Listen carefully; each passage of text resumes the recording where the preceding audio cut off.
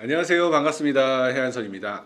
오늘은 저희 사무실에 네. 저랑 아주 친한 제네시스 박님이 오셔갖고 또 요번 주택시장 안정화 대책 710 네, 대책에 대해서 한번 그냥 담화식으로 얘기해 볼까 네. 합니다. 그래서 우리 옆에 계신 제네시스 박님을 소개할게요. 네, 반갑습니다. 제네시스입니다. 오늘 비를 뚫고 해안선님 사무실에 왔는데 너무 좋아요. 내가 서울에 원래 있는 걸 되게 좋아하는데 야, 이게 서울 옆에 외곽에 있으면 이렇게 좋겠구나라는 걸 처음 생각해봤네. 사무실 보고. 왜냐면 제가 있는 곳은 이렇게 이런 퀄리티의 이 가격이 안 나와요. 아유, 감사합니다. 그러니까 여기 근데 너무 좋아서 제가 뭐 필요한 거 하나 꼭 해드릴게요. 꼭 네. 말씀하세요. 아유, 감사합니다. 네. 그래요. 오늘 와서 편하게 원래 밥 먹으러 네. 왔는데 갑작스럽게 유튜브를 찍었고요. 아니 뭐 밥 먹을 때 이렇게 편하게 하면 되죠. 밥 먹으면서 어차피 우리 또 부동산 얘기 할 거란 네, 말이야. 그렇죠. 그죠, 네, 그죠. 네. 그 얘기 뭐 밥 먹으면서 하긴 그렇고 세금 전문가 제네시스 박님과 분양가 전문가 해안선이 편하게 담화식으로 이번 대책에 대해서 한번 이 얘기 저 얘기 해볼까 해요. 네네. 뭐 형식도 없어요. 네네네. 네. 우선 주택시장 안정화 대책 보완 대책에 대해서 한번 볼게요. 네.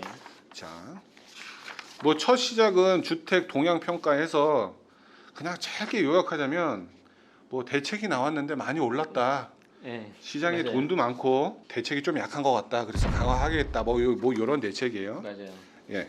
그래서 첫 번째 서민 실수요자 부담 경감에서 생애 최초 특별 공급을 네네. 그때 구민주택에서 민영주택으로 또 이제 포함시켜서 좀 늘린다고 하는데 이거에 대해서는 제가 따로 나중에 영상으로 생애 최초 특별 공급에 대해서 좀 디테일하게 요거에 어떤 식으로 뽑는지 이건 다시 짚고요. 네. 어차피 우리 제네시스님이랑 같이 하니까 세금 부분을 중점적으로 네. 분양권 얘기랑 같이 접목해서 해볼게요. 네.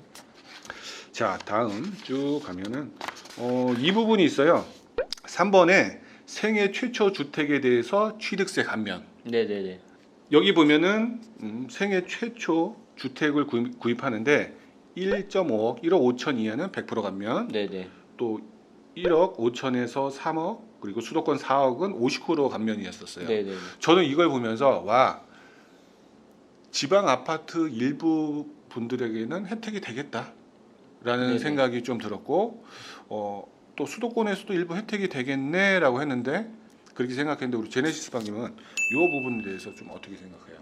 이거는 원래 작년부터 있었어요. 작년부터 있었는데 응. 그게 이제 어떻게 돼 있었냐면 신혼부부. 신혼부부에게 신혼부부가 생애 최초 주택을 구입하면 음, 취득세 50% 감면. 감면 그런데 취지는 좋은데 음, 그게 기준가액이 수도권 경우에 4억이에요. 4억. 4억 그러면 4억에 취득세면 1.1%니까 440만 원이잖아요. 그쵸 220 빼주는 거예요. 그러니까 신혼부부가 220만 원을 세이브가 물론 큰 돈이긴 한데 그쵸 그걸 보고 집을 살까라는 게 퀘스천이었고 그리고 이제 이게 올해 연장이 될 거냐 말 거냐 했는데 올해 연장은 됐거든요. 네네네. 근데 이게 살짝 틀어진 거예요. 신혼부부가 아니라 전체 연령 전체 뭐 연령? 신혼부부 아니어도 돼. 재혼이어도 돼. 뭐 돌싱이어도 돼. 다 필요 없어. 무조건 생애 최초면은 생애 최초면 빼주는데 아까 50%라 그랬잖아요. 음. 여기 이제 1억 5천까지는 100, 1억 5천에서 3억, 수도권은 4억까지는 50. 그렇죠. 그러니까 뭐 퉁 치면 한 75% 정도 되나? 그러면 아니 요거 보니까 서울에 있는 사람 서울의 아파트가 뭐 4억으로 솔직히 살 수 있는 게 그렇게 많지 않잖아요. 있기는 있죠. 있긴 있는데 지금 뭐 아시겠지만 저희가 만났을 때부터 그때 수도권 상장이 오르기 시작했잖아요. 그쵸. 그래서 지금 확 벌어졌잖아요. 그러니까 지금도 4억 이하짜리는 좀 상대적으로 인기가 덜한 그런 아파트일 가능성이 높죠. 그 중에 정말 저평가가 된 게 있을까? 아주 있겠지만 찾기 힘들죠 신혼부부가. 그쵸. 이게 이렇게 생애 최초 주택 구입하시는 분이 그래서 취지는 좋지만 실효성이 약하다. 저는 그렇게 생각해요. 또 웬만한 광역시나 또 수도권 좀 상급 지역 같은 경우는 여기에 해당되는 것도 거의 없을 테고 그럼요. 분양권도 여기서 포함되거든요. 우리가 분양을 받게 되면 그 분양권도 나중에 등기를 치거든요. 네네네. 근데 솔직히 수도권에 4억짜리 분양이 없어요. 많지는 않아요. 사실 서울은 네. 무조건 4억 넘는다고 봐야 되고 네네네. 그러게요. 요것도 감면이 되지만 조금 좀 약하다. 저는 개인적으로 이거 대책이 나온다고 해서 한 수도권 4억이 아니라 한 6억 정도 딱 늘릴 줄 알았어요. 그치. 그 정도는 좀 좋지. 해줘야 이게 좀 되는데 조금 아쉬워요. 어떻게 보면 약간 생색내기 같은 네네네. 느낌도 좀 듭니다. 생애 최초 취득세 감면 얘기도 한번 들어봤고요.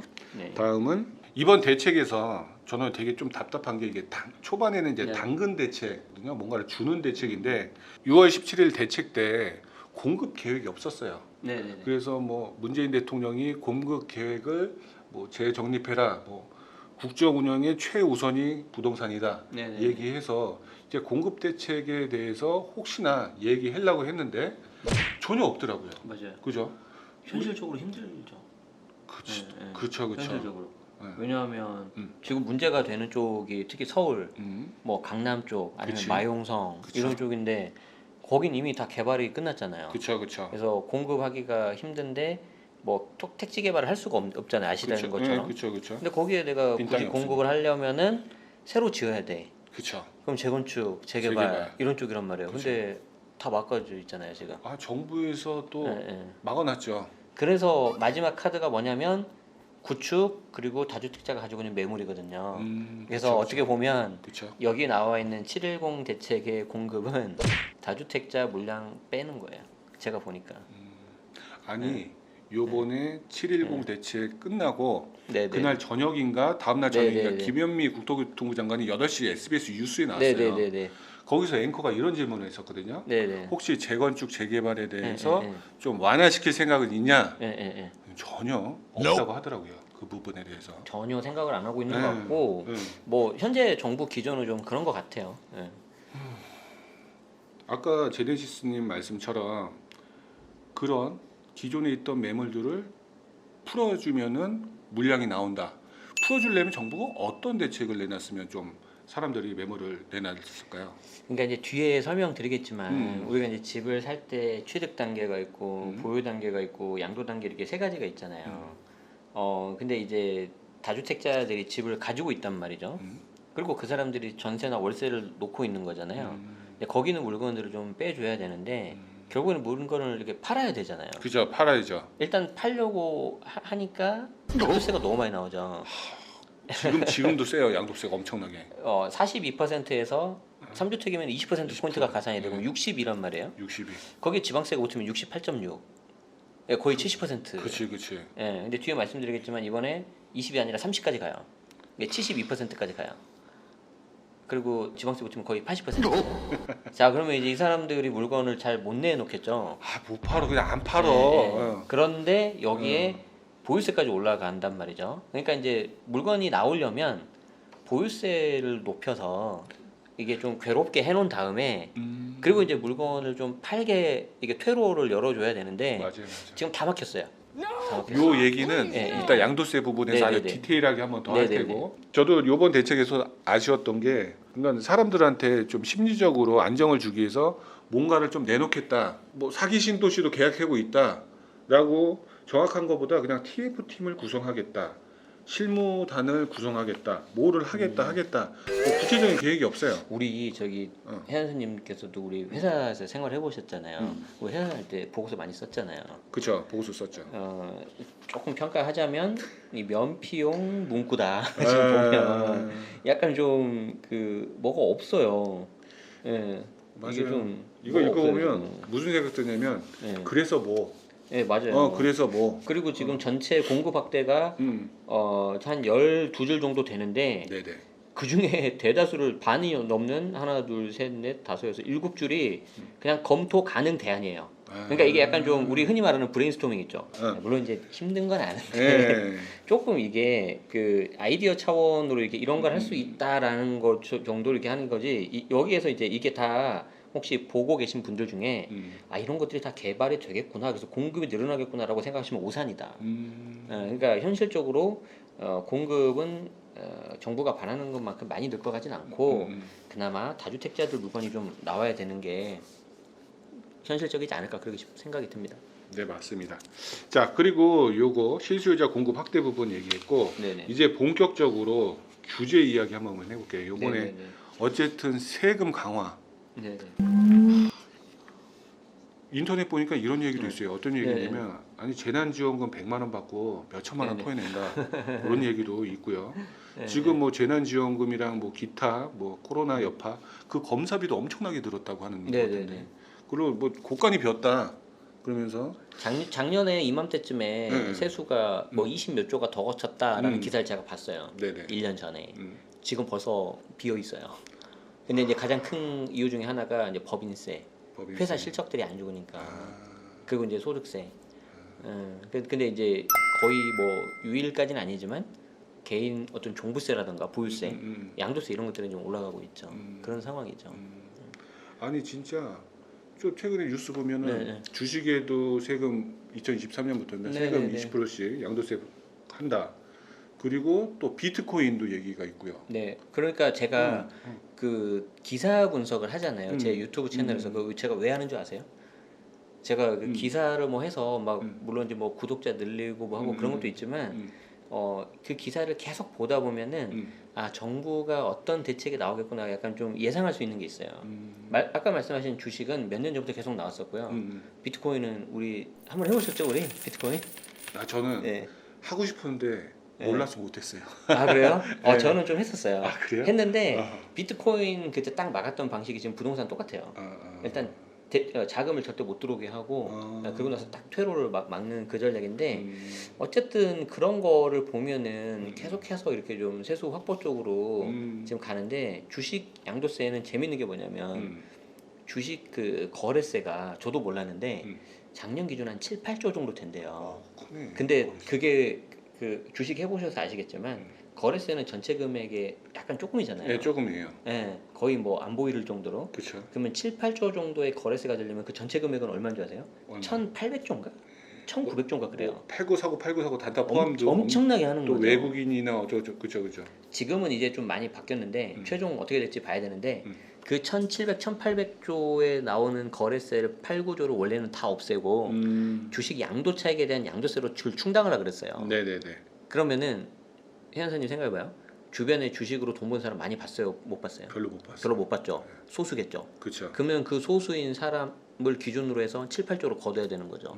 그러면 그 사람에 대한 양도세가 얼마가 나올까? 주식으로 돈을 못 본 사람들이 있잖아요. 네. 그 사람들한테 7, 8조를 충당을 해야 되잖아요. 그치. 그럼 양도세를 많이 매겨야죠. 그치. 숫자도 적은데 그래서 그게 막 계속 지금 수정이 되는 거예요. 뭐 2천 이하는 어떻게 한다, 2천 초 어떻게 한다, 2천 이하도 곧 내려와요. 왜냐면 우리 주택 이거 하고서 받기 때문에 그렇게 돼요. 좋습니다. 네. 지금 다주택자 대상 네네네. 종부세율 인상 부분이 뭐 예전부터 계속 이거 몇 년 된 것 같아요. 인상한다. 그래서 최근에 뭐 국회 통과 못했고 네네. 그러면서 이번 정부에서 했던 얘기가 이번에는 꼭 통과시키겠다 하면서 또 12, 16 대책 이후로 또 종부세율을 올렸어요. 네네네. 그럼 현행보다 거의 2배씩 오른 것 같아요. 그렇죠. 그죠? 거의 2배 가까이고 지금 12, 16 대책 전에 그렇죠. 그러니까 3.2% 현재인 거죠. 그렇죠. 예. 3.2%도 제가 알기로는 노무현 정부보다 참여정부보다 더 높은 세율로 알고 있거든요. 그때가 3%인가 그랬어요. 자 그런데 12, 16에서 4% 올려서 강화했다. 그렇죠. 그런데 이게 통과가 안 됐잖아요. 올해 상반기 때. 그렇죠. 20대 국회 때. 예. 그리고 나서 이거를 개정으로 가는데 통과도 안 된 4.0%보다 더 높게 더 높였어. 6%로 간 거예요. 그러니까 이걸 보면은 정부가 굉장히 좀 이번에는 좀 의지를 많이 가지고 있다. 그러니까 이제 우리 그런 말 있잖아요. 소나기는 피해라고. 그렇죠. 지금 약간 저는 개인적으로 그런 타이밍 같아요. 소나기는 피해야 돼. 소나기는. 예. 이건 어쨌든 뭐 다음 정부는 어쨌든 가변이 가능하니까 변경이 가능한 거니까. 그렇죠. 저는 이걸 보면서 들었던 생각은 보통 뭐 8에서 10여 뭐 구간이 있는데 네네네. 사실 내 인근에 있는 분들 물론 해당되는 분들도 계시지만 이 금액 자체에 해당되는 분이 많이 없을 것 같아요. 작년에 종부세를 내신 분이 47만 명. 47만 명. 전체 인구 1%도 안 돼요. 네. 뭐 그 47만 명보다 지금 더 늘어나겠죠. 투자하는 사람들이 그렇죠. 더 늘어나니까. 예. 그런데 주변에 보면 요거에 해당되지 않은 분들이 있다 보니까 무슨 얘기를 하냐면 예. 뭐 종부세 올리는 거 어차피 나랑 다른 얘기야. 사실 강남에 한 두 채 있는 사람은 바로 여기에 직격탄이잖아요. 그렇죠. 그런데 뭐 지방에 사시거나 뭐 조그만 소형 주택으로 부부가 하나씩, 뭐 부부가 두 개씩 있다 해도 6억이잖아요. 네네. 2주택 이상은 6억이 공시가로 초과가 안 된다면 이래서 요거에 대해서는 네. 인터넷이나 뭐 카톡방이나 또 커뮤니티에 별 얘기가 없는 것 같아. 맞아요. 이제 그거는 맞는데 음. 이제 이런 거는 있어요. 예를 들어서 상위 1%가 내는 세금까지 왜 우리가 걱정을 할 필요가 뭐가 있냐. 아. 근데 그거는 저는 맞다고 생각은 하는데 음. 대신 상위 1%가 세금을 많이 내든 적게 내든 음. 그 과정과 절차가 그래도 합리적이고 공정해야 된다고 생각은 하거든요. 그러니까 이제 아무리 뭐 투기 수요를 억제한다고 하더라도 뭐 너무 좀 형평성에 있어서 과하다거나 이제 뒤에 가서 말씀드리겠지만 그게 좀 너무 그러면은 좀 이게 문제가 있을 수 있는 게 왜냐하면 그 1%에 대해서 그렇게 하고 난 다음에 그다음 넥스트는 누구냐는 거죠. 나머지 99예요. 그쵸 그쵸. 그다음에는 그러니까 얼마 안 남았다. 아니 난 이번 요 얼마 안 종부세율 저기를 네. 보면서 이런 거 있잖아요. 딴 게 너무 강하니까 이게 좀 약해 보여.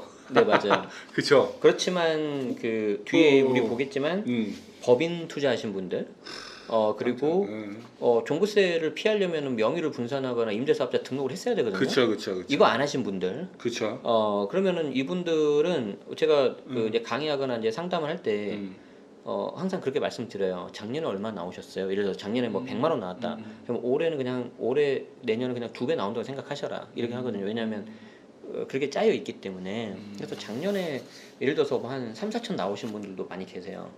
그분들 거의 한 6, 7천 나올 거예요. 거의 2배씩. 네. 여기 계신 분들도 좋아요 구독 한 번씩 눌러주시고 모두 안녕히 계세요.